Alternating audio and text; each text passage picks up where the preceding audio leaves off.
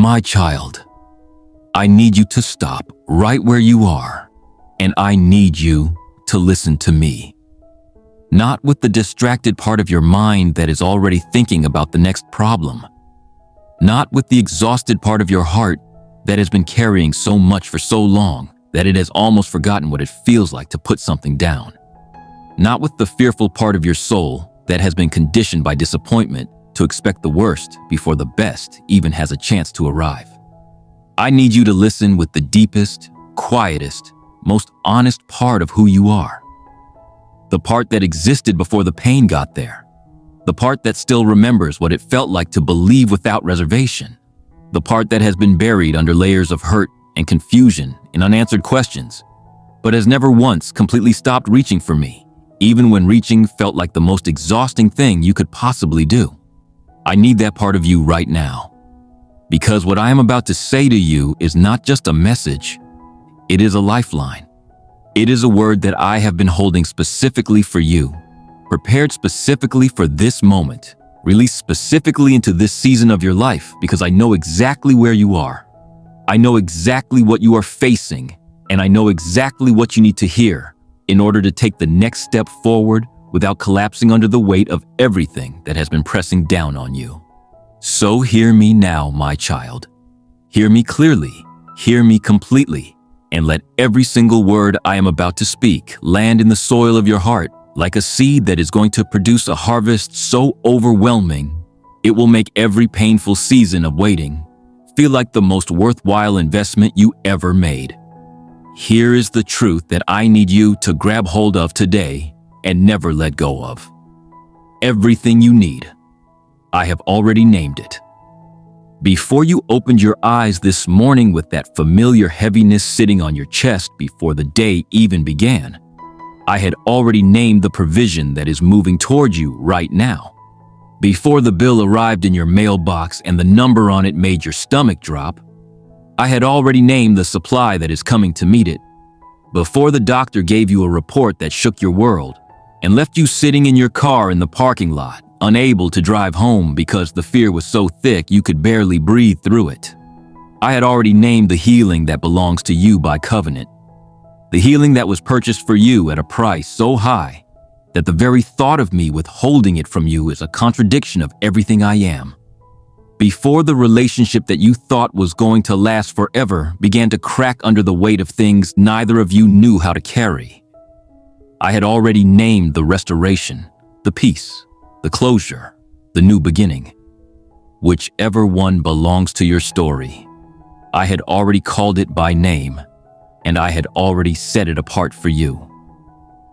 Before the dream that I placed inside of you with my own hands began to look so impossible that you started to wonder if you had simply imagined the whole thing, if you had confused your own desires with my voice, if perhaps you had been foolish to believe in something so big with hands so small.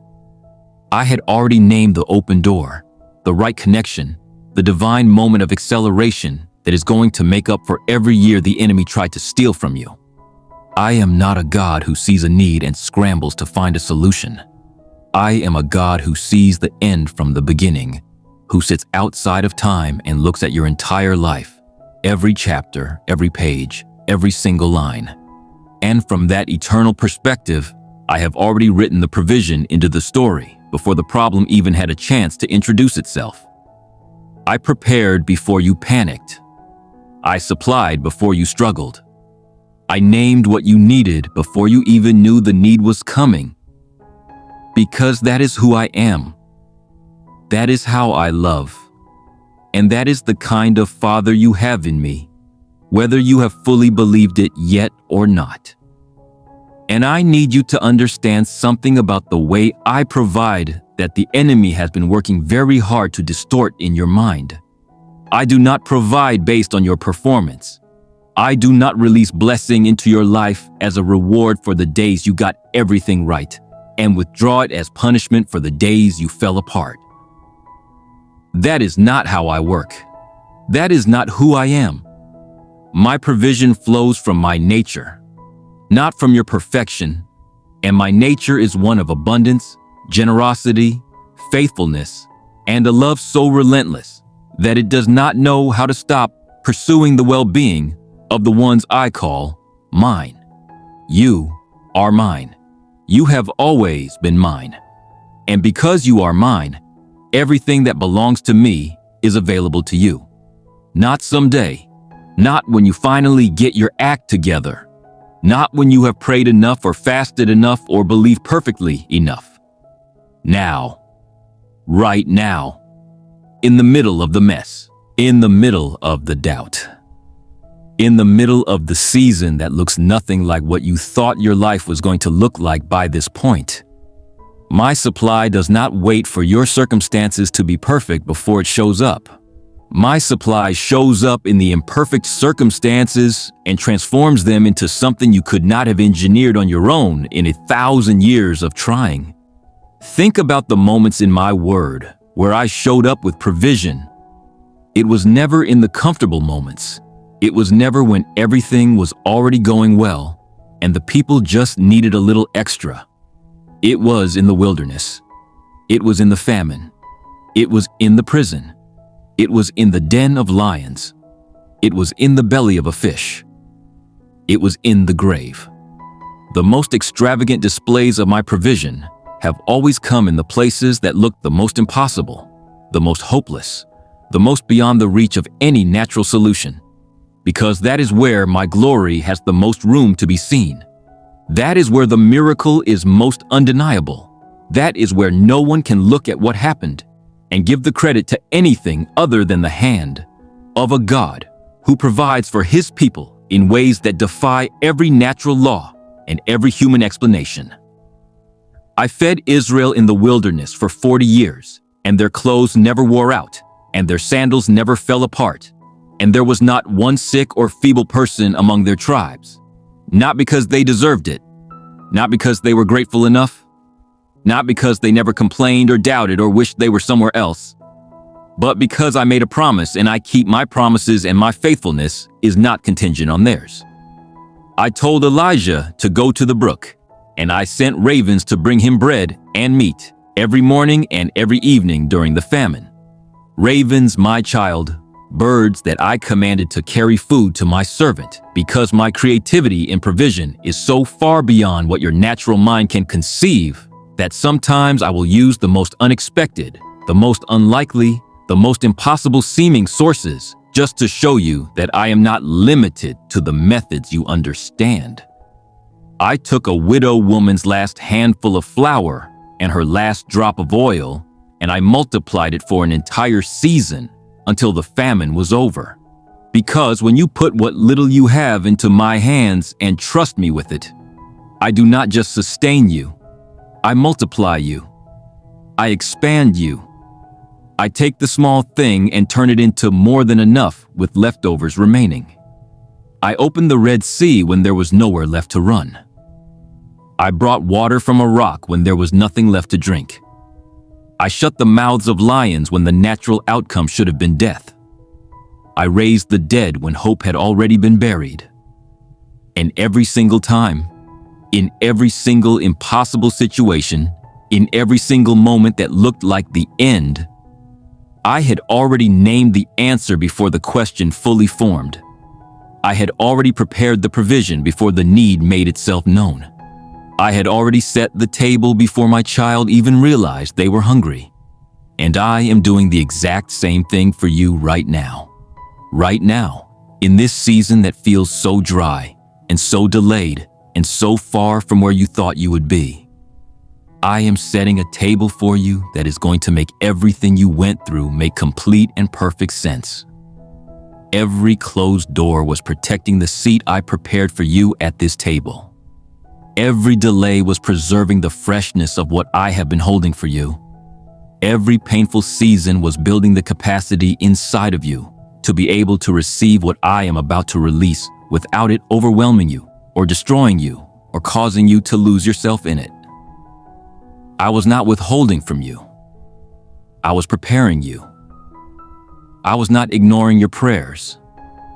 I was answering them in a dimension you could not yet see. I was not silent because I had nothing to say. I was silent because I was working, building, arranging, aligning. And now the table is ready, and the feast is prepared, and everything you need has already been named.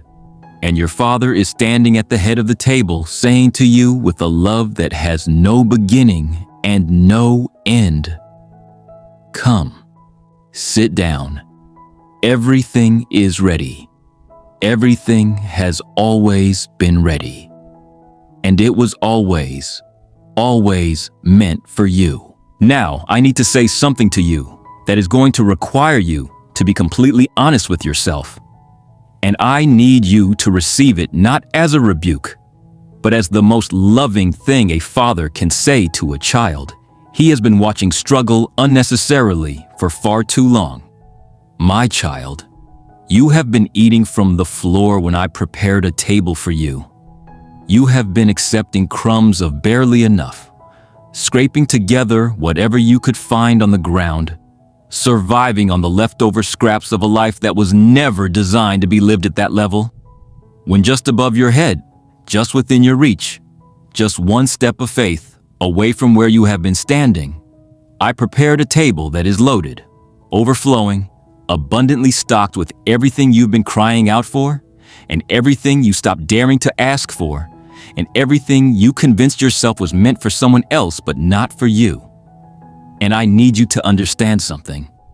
The floor was never your address. The floor was never your portion. The floor was a temporary location that the enemy convinced you was a permanent destination. And he did it so slowly, so gradually, so skillfully that you did not even notice when you stopped looking up at the table and started treating the floor like home. He did not come to you one day and say, "I want you to spend the rest of your life believing for less than what God promised you." He was far too clever for that. He came slowly. He came through disappointment after disappointment until hoping felt dangerous. He came through prayers that seemed to go unanswered until asking felt pointless. He came through doors that closed, and dreams that got delayed, and people who left, and seasons that stretched on so long that endurance started to look indistinguishable from defeat. And little by little, piece by piece, the ceiling of what you dared to believe for got lower and lower until you were living in a space so small that the abundant life I died to give you could not even fit inside the box the enemy had built around your expectations. And I am here today to tear that box wide open, because here is what I need you to know about the table I prepared for you. It was not prepared for a version of you that has everything figured out. It was not prepared for a version of you that never doubted, never struggled, never walked through a season of darkness so thick you could not see your own hand in front of your face. It was not prepared for a version of you that earned it through perfect performance and flawless faith, and an unbroken record of getting everything right. It was prepared for you, exactly as you are right now, in this moment, with every scar and every question and every place where the wound is still fresh and the healing is still incomplete. I set this table for the real you, the honest you, the you that has been through things that nobody around you fully understands, the you that smiles on the outside while something on the inside is still quietly grieving something you never fully got to mourn. That is the you I set the table for. That is the you I have been waiting to sit down and receive what belongs to them. And I need you to stop disqualifying yourself from the feast I prepared, because the enemy has convinced you that your brokenness makes you ineligible. Because in my kingdom, the broken ones are not turned away from the table. They are the guests of honor. They are the ones I specifically sought out and specifically invited and specifically said, "This seat has your name on it, and it has had your name on it since before the foundation of the world, and nobody and nothing has the authority to remove it." Let me tell you what is on this table that I have prepared for you, because I want you to see it clearly. I want you to stop walking past it with your eyes down, like it does not belong to you. I want you to look at it with the full understanding that every single thing on it was placed there specifically, intentionally, lovingly for you. The healing is on this table. The physical healing your body has been desperate for. The emotional healing your heart has been quietly bleeding for. The mental healing your mind has been exhausted from needing. The deep soul healing that goes all the way down to the root of the wounds that have been driving your fear and your shame and your self-sabotage for longer than you even realize. It is all on the table. I named it. I placed it there. It has your name on it, and it has been waiting for you to come and receive it. The financial provision is on this table. Not just barely enough to get through the month, not just enough to pay the most urgent bill and still feel the tight grip of scarcity on everything else, but enough. More than enough. Pressed down and shaken together and running over. The way I described it in my word. The way I always intended it when I said that I came so that you could have life and have it abundantly. That word abundant was not decorative language. It was a promise. It was a description of the table I was already in the process of setting for you.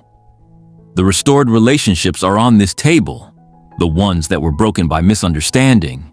The ones that were shattered by betrayal. The ones that ended before you were ready to say goodbye.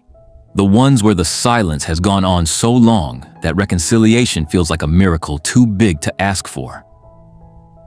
I specialize in miracles too big to ask for. I am the God of restoration, and what I restore, I do not restore halfway. I restore completely, beautifully, in ways that make the latter state better than the former ever was. The open doors are on this table. The opportunities that are about to appear in your life so suddenly and so perfectly timed that you will know beyond any shadow of doubt that no human hand arranged them. The connections that are about to be made in ways that defy every natural explanation. The favor that is about to begin moving through your life like a river that nobody can dam up or redirect, because I am the one releasing it, and when I open a door, no man can shut it. The peace is on this table. The deep, settled, unshakable peace that passes all understanding. The peace that does not depend on your circumstances being resolved before it shows up. The peace that walks into the storm with you and quiets something on the inside even when nothing on the outside has changed yet.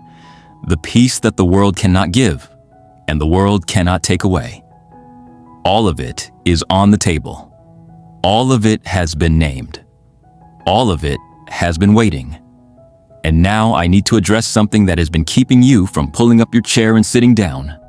The lie that says you have waited too long, that the window has closed, that you missed your moment, that the table that was prepared for you has somehow expired while you were still trying to find the courage to approach it.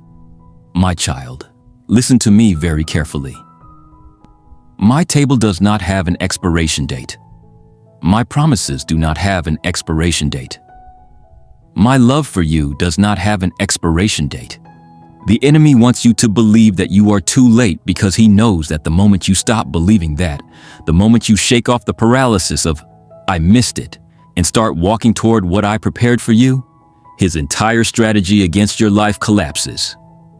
He has no plan B for a child of God who decides to fully believe. He has no weapon that works against a heart that has decided to trust me completely and without reservation. And so his only option is to keep you convinced that it is too late, that you are too broken, that you are too far behind, that the best version of your story has already passed you by, and all that is left is damage control. But I am the God who turns mourning into dancing. I am the God who gives beauty for ashes. I am the God who restores the years that the locust has eaten. Not some of the years, not the years that were easy to restore, but the years that looked completely and utterly unrecoverable. I am the God of the 11th hour miracle, the last-minute breakthrough, the provision that shows up when the situation has gone so far past the point of natural hope that when it finally arrives, There is absolutely no explanation for it other than the supernatural intervention of a God who never once stopped working behind the scenes, even when the silence felt like abandonment. Think about Lazarus. By the time I arrived, he had been in the tomb for 4 days. 4 days. The family was not just grieving, they were past grief and into the territory of acceptance. Martha came to me and said, "Lord, if you had been here," and I want you to hear what she was really saying. She was saying, "You are too late. The window has closed. What could have been done was not done, and now it is over." And I looked at that tomb, at that sealed stone, at that situation that every natural law in existence declared was beyond the point of intervention, and I said, "Roll away the stone." Not because I was unaware of how impossible it looked, not because I did not understand that 4 days in a tomb meant decomposition had already begun, that the smell of death was already present, that every physical and biological reality was screaming that this was finished. I said, "Roll away the stone," because I am not subject to the natural laws that govern the situations I created, and because what looks like the final chapter to everyone watching is never the final chapter when I am still in the story. And my child, I am still in your story. I have never left your story, not during the darkest chapter, not during the longest silence, not during the season when it felt like everyone else was moving forward, and you were somehow frozen in place watching the world continue without you. I was there. I am here. And just like I stood outside that tomb and called a dead thing back to life, I am standing in the middle of whatever feels dead in your life right now, and I am calling it back. I am calling the dream back. I am calling the hope back. I am calling the joy back. I am calling the faith back. I am calling everything the enemy declared finished back into the fullness of life, because the table I prepared for you is still set. The feast I prepared for you is still fresh, and the invitation I extended to you has never once been rescinded. So right now, in this moment, with everything that is in me and everything that I am asking you to make a decision. I am asking you to decide that today is the day you stop eating from the floor. I am asking you to decide that today is the day you lift your eyes and look at the table I prepared for you and say, "That is mine. My Father set that for me. My Father named everything on it for me. My Father has been holding it for me through every season and every storm and every moment of doubt. And I am done being too afraid or too ashamed or too beaten down to receive it." Make that decision right now, because heaven is watching you in this moment. The angels that have been assigned to your life are watching you in this moment. And the moment you say yes, the moment you choose to believe me one more time, the moment you dare to hope again after everything that tried to kill your hope, the moment you pull up a chair at the table I prepared and say, "I receive what my Father has for me," something shifts. Something breaks open. Something that has been held back begins to pour. And everything I named for you before the foundation of the world begins to find its way into your hands, into your home, into your health, into your relationships, into every area of your life that has been waiting for the God of more than enough to show up and show out in a way that leaves no room for doubt. I am that God. I am your God. And I have never once prepared a table for one of my children and then watched them starve outside the door. Come to the table. Everything is ready. Everything has always been ready. And it was always, always, always meant for you. If you receive this word today, if something in you just shifted, if for the first time in a long time something in your chest just loosened and something in your spirit just said yes, type, "My table is already set" in the comments right now. Do not scroll past this moment. This is your moment. Declare it over your life. Speak it into the atmosphere over everything that has been trying to convince you that you are going to go without. Your Father prepared the table. Your Father named what you need. And your Father is faithful. Yesterday, today, and forever. My child, I need you to hear me one final time before I release you into everything I've been preparing. And I need you to hear me not just with your mind, but with the deepest, most tender, most unguarded place inside of your heart. The place that has been through so much that it learned to protect itself by going numb. The place that stopped feeling things fully because feeling things fully had become too dangerous. The place that used to dream without limitation and hope, without hesitation and believe without conditions. But somewhere along the way got so wounded by the gap between what it hoped for and what actually happened that it quietly, slowly, almost imperceptibly shut itself down just to survive. I see that place. I have always seen that place.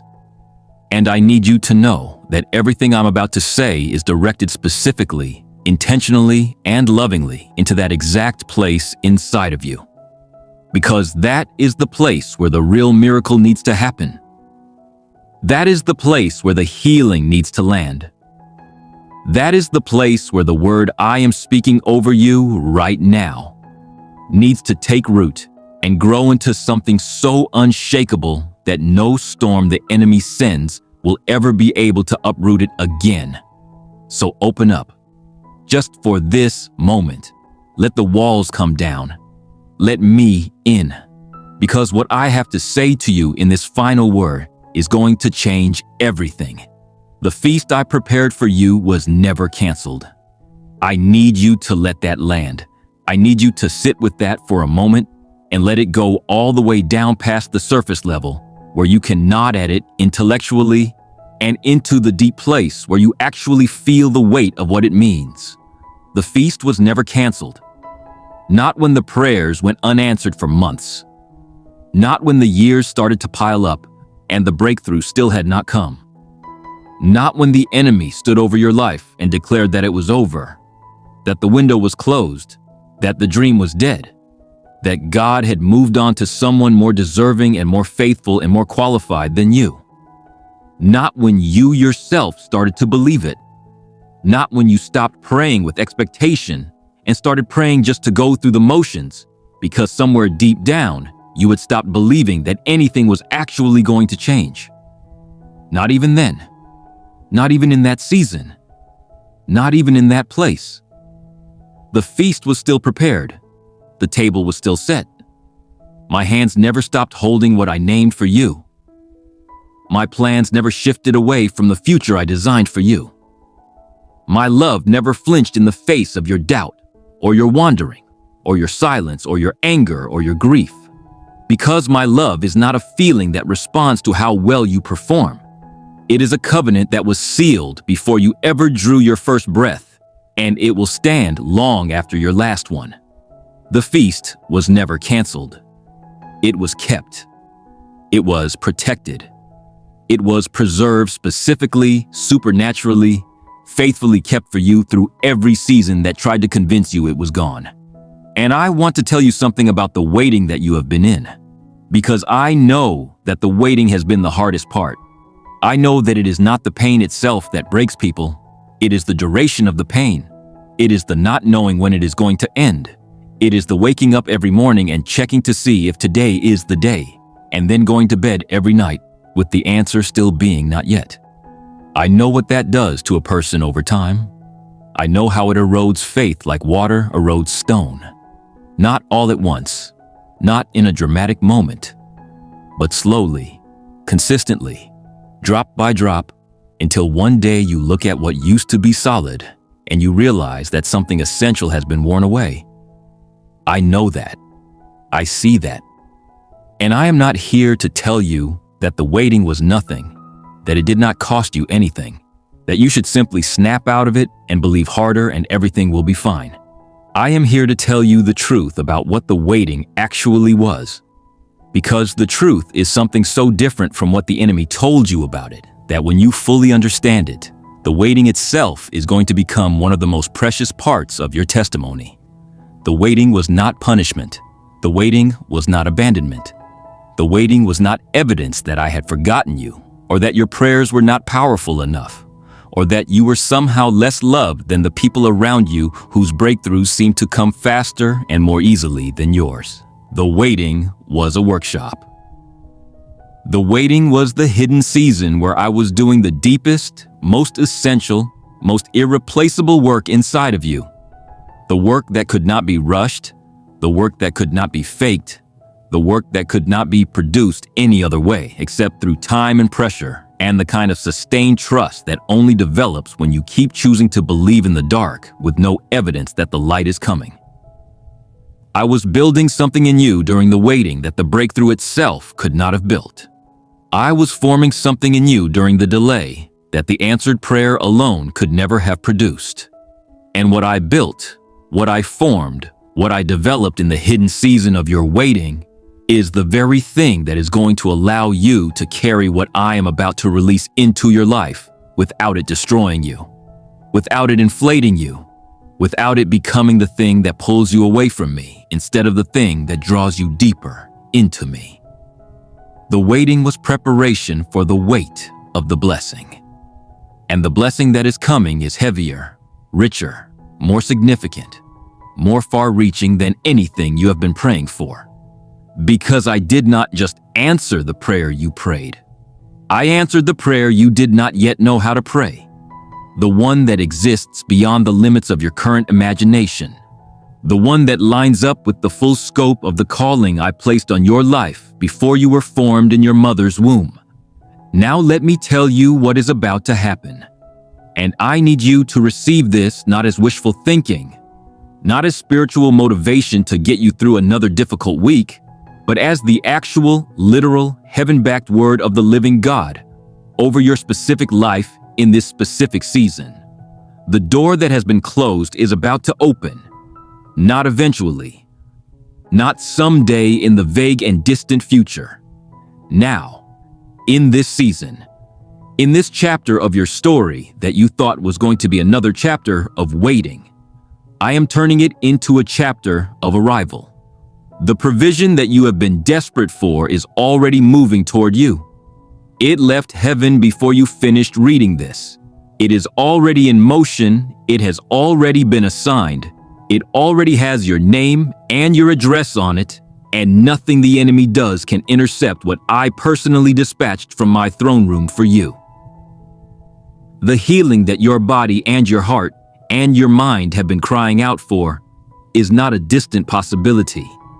It is a present reality that is breaking through into the natural realm right now, in this moment, as you receive this word and let faith rise up in you one more time. The relationships that were broken are entering a season of divine intervention, where I am going to move in the hearts of people in ways that no human conversation or human effort could ever produce, because I have access to places in the human heart that no one else can reach. And I am reaching into those places right now on your behalf. The dream that looked dead is not dead. It was dormant. And just like a seed that looks like nothing on the outside but carries an entire forest on the inside, what I planted in you has been alive the whole time, waiting for the right season to break through the ground and grow into something that makes every person who watched you walk through the winter stand in absolute awe of what a faithful God can do with a faithful person who refused to let go.